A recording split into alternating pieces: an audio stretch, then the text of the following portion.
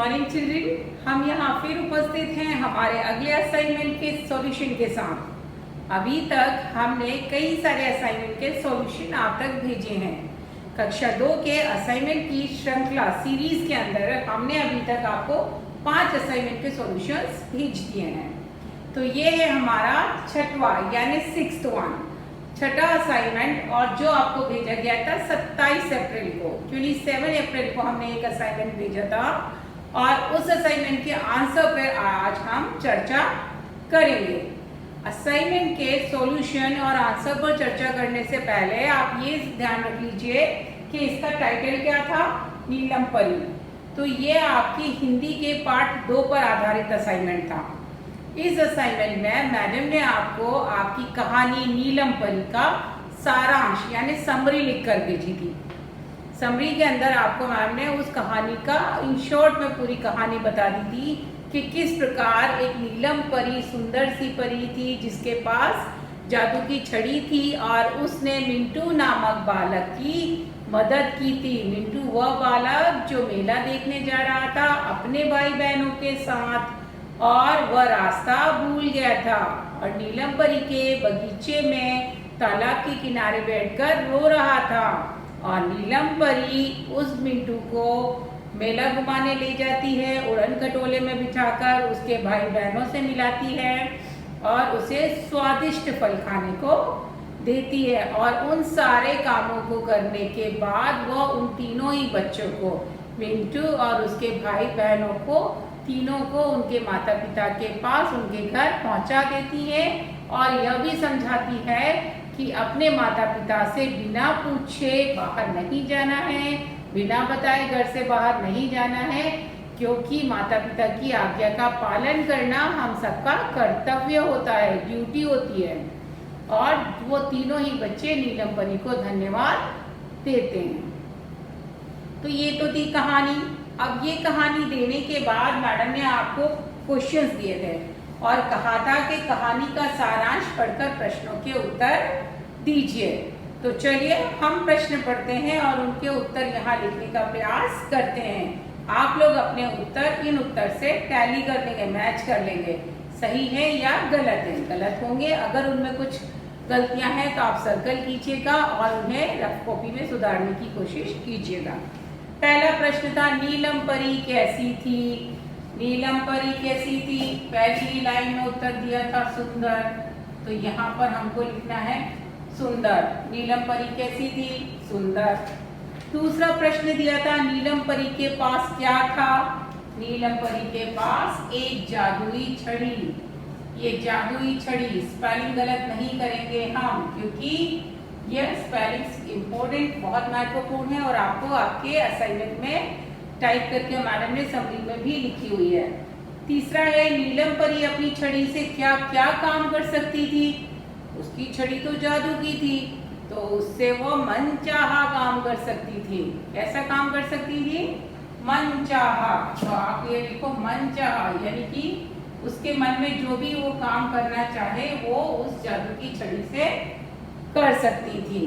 अगला प्रश्न है, तालाब के किनारे नीलम परी ने क्या देखा। एक बच्चे को रोते देखा। उस समय वो नाम नहीं जानती थी कि वो बच्चा कौन है, तो हम यहाँ लिखेंगे बच्चे को रोते देखा। ओके, क्या देखा, बच्चे को रोते देखा। अगला प्रश्न पांचवा, मिंटू क्यों रो रहा था। अपने भाई बहनों से बिछड़ जाने के कारण।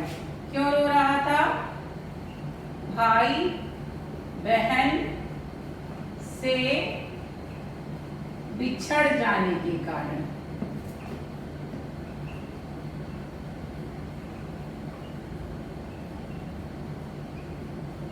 ठीक, मिंटू से नीलम परी ने पूछा था ना कि भाई तुम क्यों रो रहे हो, तो मिंटू ने बताया था कि मैं अपने भाई बहनों से बिछड़ गया हूँ, इस कारण वह रो रहा था।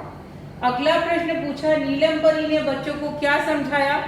नीलम परी ने बच्चों को घर छोड़ते समय क्या कहा था, अपने माता पिता को बिना बताए कहीं बाहर नहीं जाना। यानी माता पिता का कहना मानो। हम लिख सकते हैं यहाँ माता पिता का कहना मानो। ये नीलम परी ने समझाया। यहाँ 7वां प्रश्न, बच्चों ने नीलम परी को क्या कहा? धन्यवाद। जब कोई आपके लिए कोई कष्ट उठाकर कोई काम करता है या आपकी मदद करता है तो आप उसे क्या कहते हो? धन्यवाद। इंग्लिश में थैंक यू, है ना। तो यहाँ पर बच्चों ने नीलम परी को क्या कहा था? धन्यवाद। 8 यानी कि लास्ट क्वेश्चन इसका, आप किसी को धन्यवाद और सॉरी कब कहते हो? तो यहाँ पर प्रश्न में दो उत्तर आएंगे। पहला तो ये कि जब कोई हमारे लिए कोई कार्य करता है, कष्ट उठाकर हमारी मदद करता है तो हम उसे धन्यवाद कहते हैं। और सॉरी कब करते हैं? जब हमारी वजह से किसी को कोई कष्ट यानी तकलीफ होती है।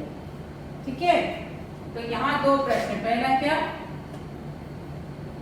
जब कोई हमारी मदद करता है, जब कोई हमारी मदद करता है तब हम क्या कहते हैं? धन्यवाद। और जब किसी को चोट पहुंचाते हैं, जब किसी को चोट पहुंचती है हमारी वजह से, तब हम उसको क्या कहते हैं? सॉरी। तो ये तो आपके उत्तर इस सवाल के हो गए। इसके अलावा यहाँ पर आपको एक वीडियो लिंक भेजी गई थी। उस वीडियो लिंक के अंतर्गत आपको एक कहानी दी गई थी, गिलहरी और बंदर की। गिलहरी और बंदर की कहानी दी गई थी और कहा गया था कि उस कहानी को देखने के बाद आपको कुछ प्रश्नों के उत्तर लिखना है। और मुझे पता है कि आप लोगों को वीडियो मॉड्यूल देखना, कहानियाँ देखना बहुत अच्छा लगता है। और यहाँ पर प्रश्न देने का तात्पर्य सिर्फ इतना होता है कि आप उन कहानियों को ध्यानपूर्वक देखें और उनके बाद इस प्रकार के जब प्रश्न पूछे जाते हैं तो उनका उत्तर लिखो, तो आपको लिखने की प्रैक्टिस भी हो जाए। तो पहला प्रश्न पूछा था बंदर कहाँ बैठा था? तो जब हम वो कहानी देखते हैं तो उसमें हमने देखा है कि बंदर पेड़ की डाल पर बैठा है। कहाँ पर बैठा है? पेड़ की डाल, डाल यानी शाखा पर, डाली पर। ठीक है, बिंदी नहीं लगाना, अड़ानी बनाना है, डाल, डमरू वाला डा। गिलहरी क्या कर रही थी? जब बंदर पेड़ की डाल पर बैठा था तब गिलहरी उस समय क्या कर रही थी? गिलहरी जमीन पर उछल कूद कर रही थी। आपने देखा ना, गिलहरी कभी भी सीधे नहीं बैठती, कभी यहाँ फुदकती है, कभी वहां फुदकती है। वो बहुत चंचल होती है। तो आप क्या करोगे? जमीन पर उछल कूद कर रही थी, जमीन पर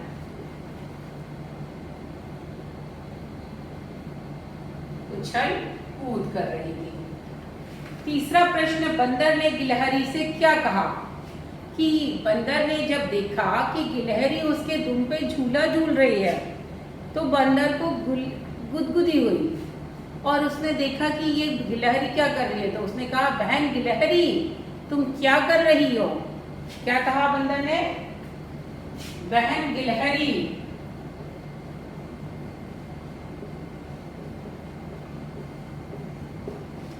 तुम क्या कर रही हो?